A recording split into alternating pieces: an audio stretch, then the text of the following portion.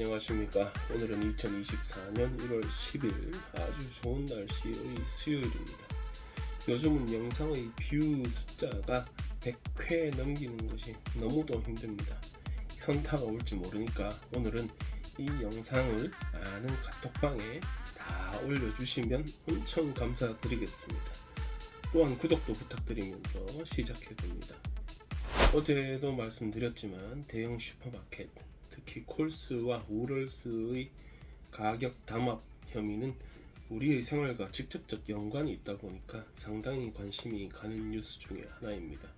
안소니 알바니지 정부가 작년 10월 인플레이션이 어느 정도 안정세 쪽으로 방향을 틀었다는 뉴스가 있음에도 불구하고 소비자들의 실질 체감 경기가 아주 좋지 않다는 이야기에 슈퍼마켓 가격 구조에 대해 조사를 한번 해보겠다고 천명한 이후에 거의 100일이 되어서 드디어 조사팀이 꾸려졌습니다. 연방 정부는 오늘 예전에 통상소비부 트레이드 앤 컨슈머 어페 장관을 지냈던 크레이그 에머슨을 조사팀의 대장으로 임명하고 식품 및 식료품 행동 강령 푸드 앤 그로서리 코드 오브 컨덕트에 대해서 대대적인 조사를 시작할 것이라고 합니다.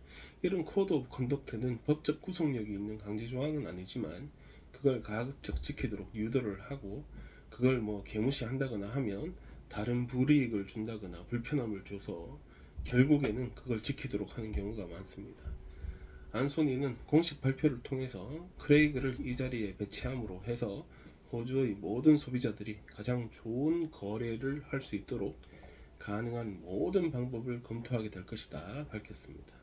다른 말로 슈퍼마켓들은 앞으로 소비자 가격을 정함에 있어서 더 많은 규칙을 지켜야 하게 될지도 모르고 혹시 가격을 왜 그렇게 정했는지 공개를 해야 할지도 모르며 고객 불편 상황에 대한 더 강력한 처벌이 존재하게 될 수도 있고 그걸 쌓아뒀다가 정부로부터 다른 불이익을 받을 수도 있다는 말입니다. 최근 사회 각계에서 물가가 나름 안정되면서 원제품 공급가도 분명 안정되어졌으니까 일반 소비자가 맞닥뜨리는 슈퍼마켓도 가장 적합한 옵션을 소비자에게 제공해야 한다는 의견이 한참 전부터 터져 나왔었습니다. 하지만 슈퍼마켓들의 순이익이 역대 최고를 기록하고 있음에도 불구하고 원제품 납품가하고 판매가 격차가 줄어들지 않고 있다는 의견이 대두되고 있었고 급기야 최대 규모 체인인 콜스하고 우럴스가 지들끼리 짜고 치는 판을 만들었다는 말이 나오자 호주 의회뿐 아니라 정부도 칼을 빼든 것입니다.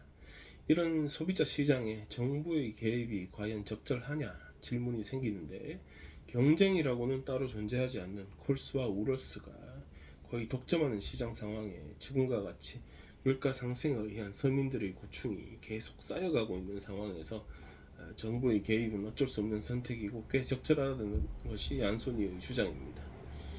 이번 조사의 대상은 콜스와 우럴스 외에 IGA와 RD도 포함됩니다. 이럴 거면 은행에 대한 조사도 빨리 시작해야 됩니다. 고금리 직격타 맞은 사람들이 한둘이 아닌데 아니 지금도 매일 그 총알 맞아 비틀거리면서도 겨우겨우 버티는 사람들이 한둘이 아닌데 이것들은 진짜 역대급 순익을 올렸습니다. 그러면서도 지점이나 분점이나 경영 효율을 꾀한다면서 고용 효과까지 줄여나가고 있습니다. 이것들 어쩔 겁니까? 최대한 빨리 조사를 하든가 혼쭐을 내든가 했으면 좋겠습니다. 그나저나 슈퍼마켓 조사한다고 한 게 언젠데 지금에 와서야 일어나. 대체 100일이나 걸린 이유는 뭘까? 그것도 좀 공개해라. 통계청 발표에 따르면 지난 10월 호주의 소매업 매출이 0.4%가 줄어든 이후에 11월에는 2%가 상승하였다고 합니다. 통계청 보도 자료에 의하면 블랙 프라이데이 세일이 큰 영향을 끼쳤다고 하는데 이 시기에 맞춰서 전년보다 더 많은 소매업체들이 판매 촉진 행사를 시작하였고 소비자들은 성탄 시즌 쇼핑을 12월에 하기보다 시기를 앞당겨서 11월에 했을 것이라고 합니다. 모양을 보면 10월에 잠시 멈추렸다가 11월에 확 피어나는 그런 모습입니다. 그러면 경기가 더 좋아지나 싶지만 일부 경제학자들은 이런 패턴에 대한 경고를 하고 있습니다. 일시적인 소비 진작으로 모든 경기가 활성화되기보다는 고금리와 고물가로 인해 다시 소비 위축으로 돌아설 수도 있다는 말입니다. 또한 10월에 소비가 줄어든 것도 11월에 할인 행사를 많이 할 것이라는 기대 심리로 인해 소비의 시기를 미룬 것일 뿐이라는 해석입니다. 실제로 모든 부분에서 소비액이 골고루 증가하는 모습을 보이지 못하였습니다. 경기가 좋아졌다면 시기가 되어서 골고루 뭔가 올라가는 그림이 되어져야 할 텐데 그렇지 못했다는 것입니다. 가정용품은 7.5%, 백화점 매출액은 4.2% 증가하였고 의류와 신발은 그나마 2.7% 증가하였습니다. 선물을 사는데 올인한 듯한 느낌을 지울 수가 없습니다. 반면 카페, 술집, 식당, 슈퍼마켓 같은 곳은 불과 0.4% 증가하면서 약세를 보였습니다. 그러니까 덜 먹고 덜 쓰고 선물 사는데 돈을 썼다. 이거저거 다 하는 것이 아니고 이거 포기하고 저거 하고 아니면 뭐 저거 포기하고 이거 하고 이런 그림이라는 말입니다. 안 그래도 요즘 강제로 소확행하는 사람들이 그렇게 많다고 합니다. 파인더의 분석에 따르면 올 한해 호주의 학부모가 학용품 등 자녀들이 학교를 다니는 데 쓰는 돈이 3.5 빌리언 달러가 넘어갈 것이라고 합니다. 교과서, 학용품, 교복 등의 초등학생은 평균 684불 정도, 고등학생은 평균 1132불 정도 쓰게 될 것이라 합니다. 거기다가 교육비, 캠핑, 운동기구 이런 것까지 다 합치면 초등학생은 2547불, 고등학생은 4793불을 쓰게 된다고 합니다. 방금 전에 제가 말한 교육비라는 품목에 대한 지출이 가장 큰데 노던 테리토리에 있는 공립초등학교의 경우 158불부터 뉴사우스웨일즈의 한 사립학교, 사립고등학교의 경우 12,860불까지 다양한 가격대에 분포되어 있습니다. 교복 역시도 비싼 품목 중에 하나일 텐데 초등학생은 평균 245불, 고등학생 경우는 평균 469불로 계산되어졌습니다.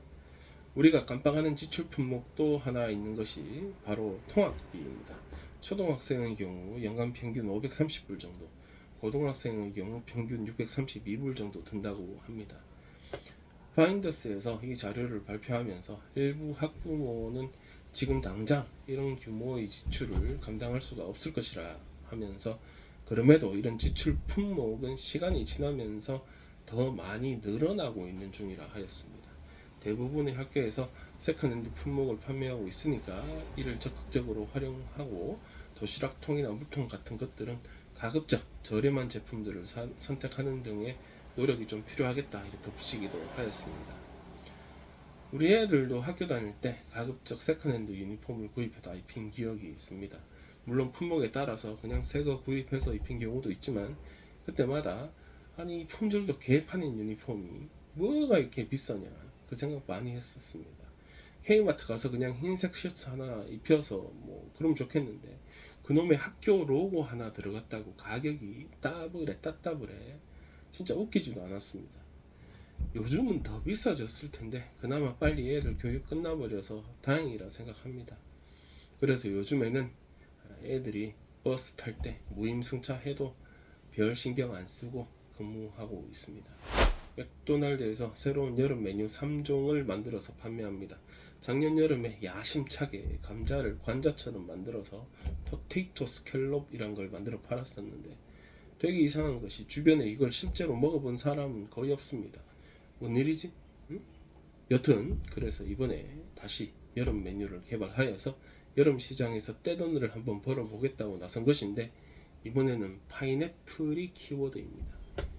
파인애플 프리터와 파인애플 썬데이가 오늘부터 새롭게 판매 시작됩니다. 파인애플 프리터는 뭐 우리가 아는 그 링 모양으로 슬라이스된 파인애플에 튀김옷 입혀가지고 튀김 메뉴이고 그러니까 그냥 파인애플 튀김이고 파인애플 썬데이 역시 우리가 충분히 상상이 가능합니다. 컵에다가 파인애플 쪼가리 좀 넣고 소프트 아이스크림 이렇게 붓고 그 다음 파인애플 소스 이렇게 위에 이렇게 끼얹은 거겠죠. 딱히 뭐 특이하다 말하기는 좀 어렵고 그냥 뭐 새롭다 안 좋다 좋다 뭐 이런 게 아니라 맥도날드 메뉴치고 새롭다 정도 생각이 듭니다. 아까 3종이라고 제가 얘기했는데 세 번째 신메뉴는 햄버거인데 다행히도 파인애플이 들어간 햄버거는 아니고 이름이 맥크리스피 베이컨 딜럭스 라고 불리는 메뉴입니다. 맥크리스피, 크리스피라고 하니까 뭔가 튀김이 들어가서 바삭바삭거림이 있을 것 같고, 베이컨이라고 이름에 들어갔으니까 베이컨 들어갔겠고, 그래도 뭐 한 장보다는 두 장은 넣어주겠지, 그죠? 딜럭스라고 붙였으니까 일반적 사이즈보다는 좀 더 클 것 같은 느낌이 좀 듭니다. 제가 지금 방금 전에 앱으로 들어가서 보니까 파인애플 튀김은 두 쪼가리에 4불 20, 두 쪼가리라고 나온 게 아니고 사진이 두 쪼가리예요. 여기 4불 20, 파인애플 썬데이는 4불, 맥크리스피 베이컨 딜럭스는 10불 65센트로 나옵니다. 그 외에 예전에 인기를 끌었다고 전해지는 오지 앵거스 디럭스 버거도 다시 판매를 시작한다고 합니다.